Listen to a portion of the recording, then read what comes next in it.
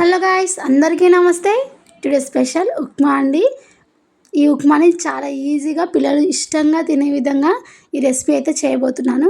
కొందరికి చాలా లూజ్గా, కొందరికేమో టైట్గా, అలాంటి డౌట్స్ ఏం లేకుండా కొలతలతో ఈ రెసిపీ అయితే ప్రిపేర్ ఎలా చేయాలో చెప్పబోతున్నాను అండి. చాలా అంటే చాలా ఈజీ అండ్ టేస్టీ అయిన హెల్తీ అయిన రెసిపీ అండి. ఈ ఉప్మాని ఏ విధంగా ప్రిపేర్ చేసుకుందామో చూద్దామా. లెట్స్ స్టార్ట్ ద వీడియో అండి. ముందైతే ఒక గిన్నె పెట్టేసుకొని మనము సేమియా ఉప్మా చేసుకున్న, బాంబినో ఈ ఉప్మా రవ్వతో చేసుకున్నా కూడా మనమైతే ఫస్ట్ అయితే వేయించుకోవాలండి. వేయించుకుంటానే ఉప్మా అనేది పర్ఫెక్ట్గా వస్తుంది. టేస్ట్ అనేది కూడా బాగుంటుంది. స్ట్రక్చర్ కూడా చాలా అంటే చాలా బాగుంటుంది. కంపల్సరీ మనం ఉప్మా చేసినప్పుడు గుర్తుంచుకోవాల్సిన విషయం ఏంటంటే వేయించుకోవాలి. మనము ఏ గ్లాస్తో తీసుకుంటున్నామో అదే గ్లాస్ కొలతలతో వాటర్ కూడా తీసుకోవాలండి. ఉప్మా అయితే వేగిపోయింది. గోల్డెన్ బ్రౌన్ కలర్ వచ్చేంత వరకు వేయించుకొని పక్కకైతే పెట్టేసుకున్నాను. ఇప్పుడు ఉప్మాలో ఆయిల్ అనేది కొద్దిగా పోస్తేనే టేస్ట్ అనేది బాగుంటుందండి. ఎక్కువగా పోస్తే అంత టేస్ట్ అనేది ఉండదు. సో నేనైతే 1 కప్పు ఆయిల్ అయితే తీసుకున్నాను. అందులో 2 టేబుల్ స్పూన్ పల్లీలు, పోపు దినుసులన్నీ యాడ్ చేసుకున్నాను. అవి గోల్డెన్ బ్రౌన్ కలర్ వచ్చేంత వరకు వేయించుకోవాలండి. ఈ విధంగా వేయించేసుకొని నెక్స్ట్ పచ్చిమిర్చిని కూడా యాడ్ చేసుకోవాలండి. పచ్చిమిర్చి యాడ్ చేసుకున్న వెంటనే మనం ఆనియన్స్ని యాడ్ చేసుకోవద్దు. ఒక 2 నిమిషాలు ఫ్రై చేసుకొని నెక్స్ట్ ఆనియన్ని కూడా యాడ్ చేసుకోవాలండి. ఈ విధంగా ఒక చిన్నది సన్నగా కట్ చేసుకొని ఆనియన్ కూడా యాడ్ చేసుకోండి. మరొక్కసారి కలిపేసుకొని మనం టమాటా, క్యారెట్ ఎక్స్ట్రా కావాలంటే మీరు అన్ని రకాల కూరగాయలు కూడా యాడ్ చేసుకోవచ్చండి. బీన్స్ కానీ, ఇంకా క్యాప్సికము, క్యారెట్, బీట్రూట్ ఇవన్నీ కూడా యాడ్ చేసుకోవచ్చు. అవన్నీ వేస్తే మా పిల్లలు అస్సలు తినరు. సో ఓన్లీ క్యారెట్తో చేస్తున్నాను. క్యారెట్, టమాటా, కొద్దిగా కరివేపాకు, ఒక క్యారెట్, ఒక టమాటాని కూడా యాడ్ చేసుకుందాం.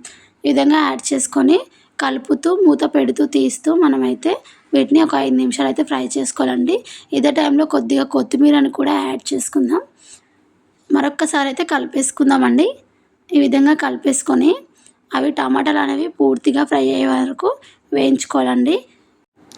గ్లాస్ ఉప్మా రవ్వ తీసుకున్నాం కాబట్టి 2 గ్లాసుల వాటర్ అయితే కరెక్ట్ కన్సిస్టెన్సీలో వస్తుందండి. మా పిల్లలు కొంచెం టైట్గా అంటే కొంచెం లూజ్ అయితేనే బాగా తింటారు. సో నేనైతే అందుకోసమే 2 గ్లాసుల నీళ్ళు అయితే తీసుకున్నాను. మీరు 2 గ్లాసుల వాటర్ తీసుకుంటే ఉప్మా అనేది పర్ఫెక్ట్గా వస్తుందండి. నేను మా పిల్లల కోసం చేస్తున్నాను కాబట్టి ఒక 1/2 గ్లాస్ ఎక్కువ తీసుకున్నాను వాటర్. ఇప్పుడు మనం సాల్ట్ చెక్ చేసుకోవాలి. కొద్దిగా సాల్ట్ యాడ్ చేసుకొని సాల్ట్ చెక్ చేసుకొని నీళ్ళు మసిలాక రవ్వను డైరెక్ట్గా పోస్తే గడ్డలు కడుతుందండి. మనం కొద్దిగా పోస్తూ కలుపుతూ పోసుకోవాలి. ఇదైతే ఖచ్చితంగా గుర్తుంచుకోవాల్సిన విషయం. ఒకేసారి పోస్తే గడ్డలు కట్టేస్తుంది, ముద్దలాగా అయిపోతుంది. మంటను మీడియం ఫ్లేమ్లో పెట్టేసుకొని కొద్దిగా పోస్తూ కలుపుతూ ఉండాలండి. నేను వాటర్ ఎక్కువ పోసాను కాబట్టి కన్సిస్టెన్సీ అనేది ఈ విధంగా ఉంది. దగ్గర పడిపోతుందండి. కొద్దిగా లూజ్ ఉంటేనే మా పిల్లలు చాలా ఇష్టంగా తింటారు. సో వాళ్ళ కోసమని నేను కొద్దిగా లూజ్ చేశాను.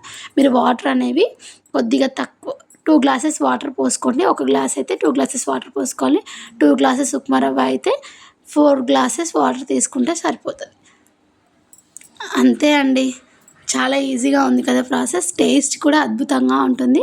ఈ విధంగా ఒక్కసారి అయితే ట్రై చేసి చూడండి. పిల్లలు కూడా చాలా ఇష్టంగా తింటారు, పెద్దలు కూడా తింటారు. టమాటా చట్నీ అయినా, మామిడికాయ చట్నీ అయినా సైడ్కి సర్వ్ చేసుకొని తింటే చాలా అంటే చాలా అద్భుతంగా ఉంటుందండి. చూడండి, ఈ విధంగా ఉంది కన్సిస్టెన్సీ అనేది. మరీ అంత టైట్గా లేదు, అంత లూజ్గా లేదు. ఈ విధంగా ఉంటే మా పిల్లలైతే చాలా ఇష్టంగా తింటారు. కావాలంటే మీరు టైట్గా చేసుకోండి. Thank you for watching. Please subscribe to my channel. Thank you.